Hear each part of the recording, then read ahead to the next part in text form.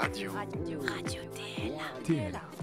Bonjour, c'est Radio TLA, un épisode presque comme d'habitude. Toute l'équipe est en télétravail afin de se protéger et puis de protéger les autres.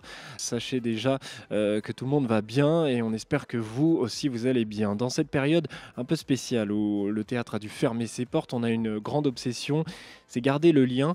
Alors avec vous, amis spectateurs déjà, pour vous proposer des choses à faire pendant ce confinement, des vidéos à regarder, des choses à écouter.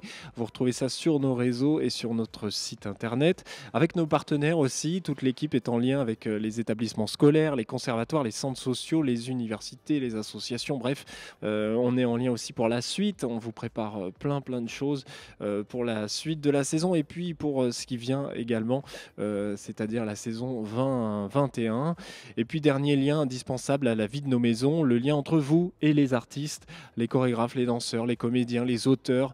Et pour garder ce lien, on a souhaité les inviter virtuellement pour enregistrer des podcasts, des radios TLA un peu spéciaux avec eux pour qu'ils puissent vous donner un peu de danse, d'idées, de paroles, ce qu'ils ont envie de partager en fait. On commence aujourd'hui avec l'un de nos 3 chorégraphes en résidence actuellement. Soyez les bienvenus dans ce Radio TLA un peu spécial avec Sylvain Prunenec. Radio TLA. Bonjour Sylvain Prunenec. Bonjour Vincent. Vous allez bien? Ça va? Ça va, merci. Oui, ça va. Artiste chorégraphe en résidence cette année au Théâtre Loire-Aragon. On partage ce Radio TLA un peu spécial ensemble et je vous remercie beaucoup de vous prêter au jeu pour cette première.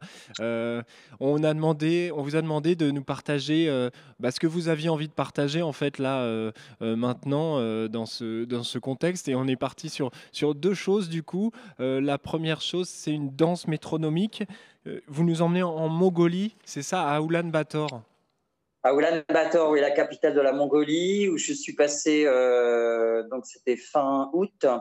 J'ai été accueilli là-bas par Céline Martin, qui est la directrice de l'Alliance française, et qui m'a fait rencontrer en fait un gars mongol qui s'appelle Batdorj et qui travaille notamment sur les quartiers nord en fait de la ville.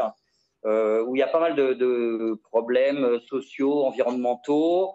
C'était vraiment très intéressant de le rencontrer, et à l'occasion de cette rencontre, il m'a proposé en fait de m'emmener dans différents lieux de ces quartiers-là, et notamment dans ce marché qui est le marché aux bestiaux, marché de la viande en fait, voilà, qui a lieu tous les matins entre 6h et 10h à peu près.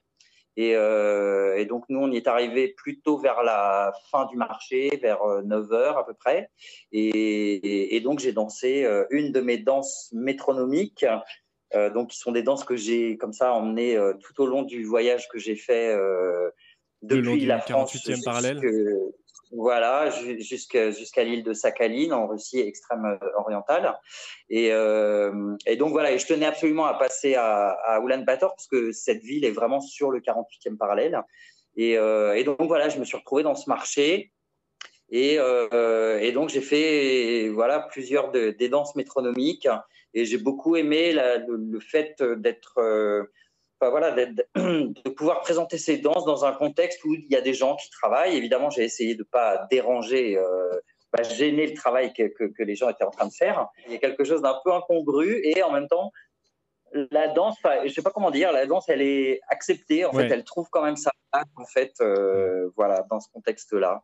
On va le regarder et puis vous allez voir donc tout ce que vous décrivez, Sylvain. Juste un petit mot sur les danses métronomiques. On le voit, vous dansez, enfin on le voit, il faut être attentif, mais dans le fond, il y a un petit métronome, en fait, c'est ça. Racontez-nous ces danses métronomiques.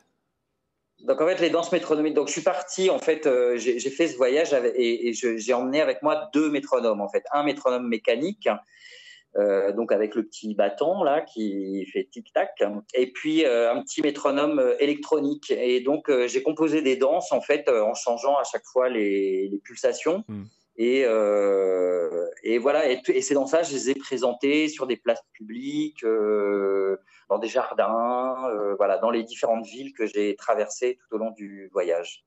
On part à Oulan-Bator, donc en Mongolie, pour voir cette danse métronomique. Sylvain Prunenec, c'était fin août dernier. Et on se retrouve juste après pour un autre moment plus près de nous. À tout de suite.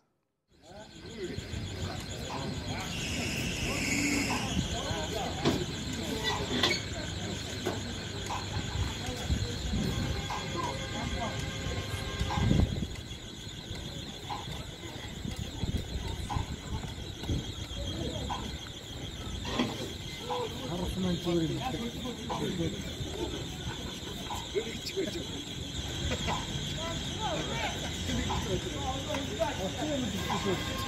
les gens derrière ici, là, tous les gens.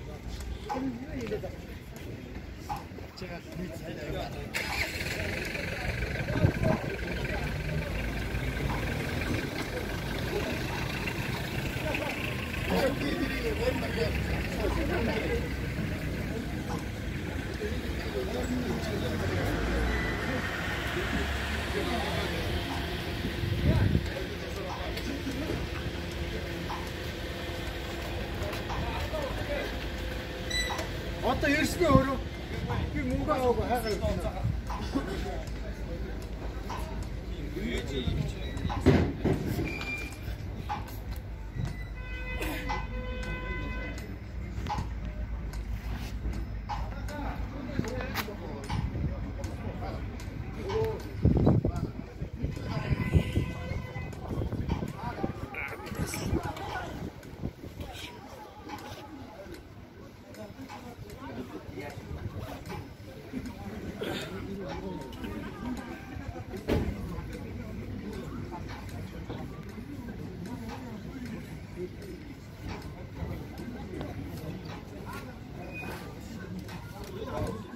못돼.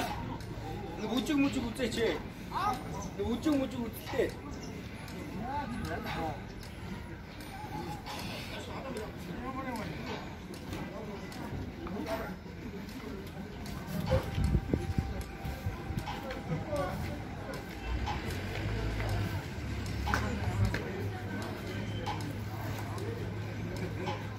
사라진 누르지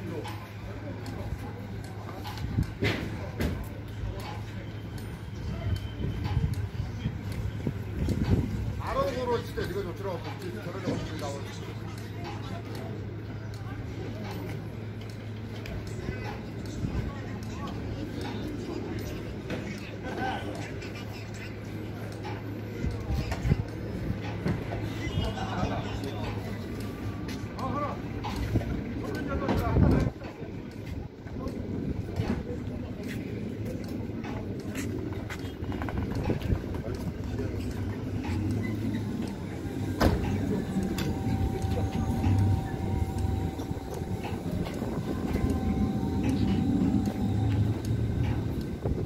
Merci Sylvain pour ce cadeau. On continue maintenant avec un cadeau sonore que vous nous faites.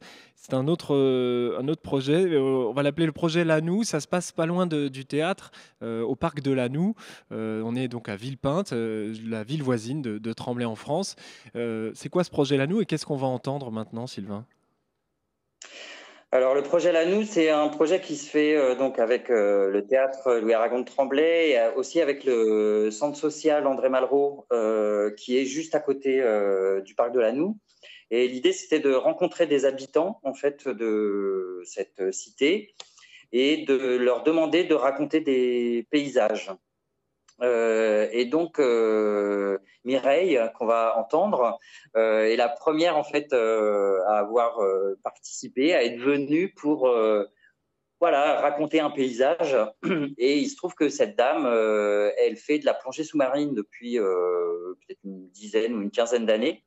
Et donc, elle a voulu raconter un paysage sous-marin et aussi une expérience, en fait, son expérience de la plongée sous-marine.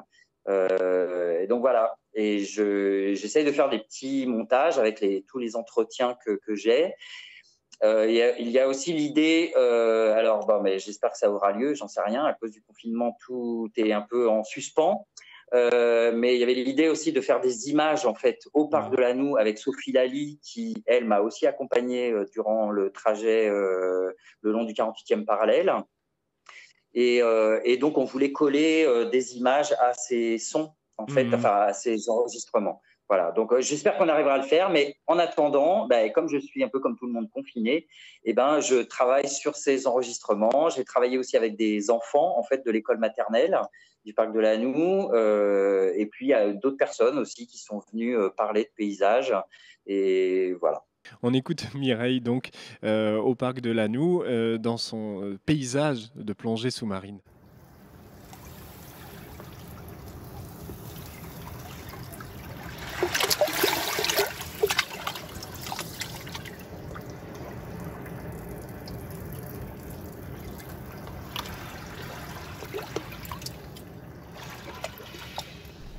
Ça fait peur au début. T'as les requins qui tournent comme ça autour de toi. La bouteille, elle se vide très vite. Il te remonte vite au bateau. Surtout que le moniteur, il fait bon, allez, on remonte. Alors 3 minutes de protection, enfin, c'est décompression, c'est normal. Tu as les requins qui sont en dessous, tu penses au temps de la mer, parce que tu as le film qui trotte. Ça, et puis après, tu remontes. Puis après, les jours suivants, tu plonges et voilà, bonjour copain. Un requin derrière, 2 requins devant moi, de chaque côté, un qui arrive devant moi. Oula, on joue pas comme la Maillard. Alors tu es tranquille, faut rester calme. Tu plonges, tu regardes, ils sont pas agressifs. Mais 4 comme ça, hop, j'ai baissé mon stress. Et puis il y en a un qui est parti. Et hop, c'est toi, alors c'est bon. Puis le requin, il va faire un petit tour avec ses copains.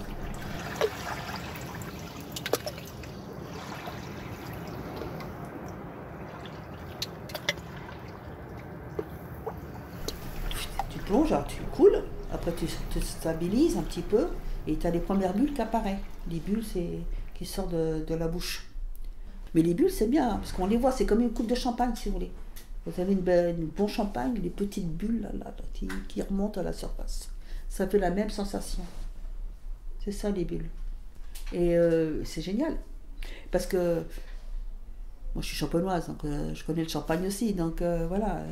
Mais vous remontez, puis vous les voyez, puis après, ça grossit, et puis elle s'éclate en haut, quoi. Vous savez, ça fait un peu comme le truc des gamins font le savon, là. Avec et la bulle, elle est magique. C'est génial, parce qu'on nous apprend le son, la lumière, à midi, par exemple, et ça traverse perpendiculaire. Donc on sait qu'il est midi dans l'eau, puisque les rayons sont perpendiculaires. Puis bon, je ne parle pas d'orientation, parce que je pêche encore, mais on a une boussole, et on doit revenir au bateau. Alors des fois, on est à l'opposé, et on nous dit, retour au bateau. Oui, bien sûr. Des fois, on va à l'opposé.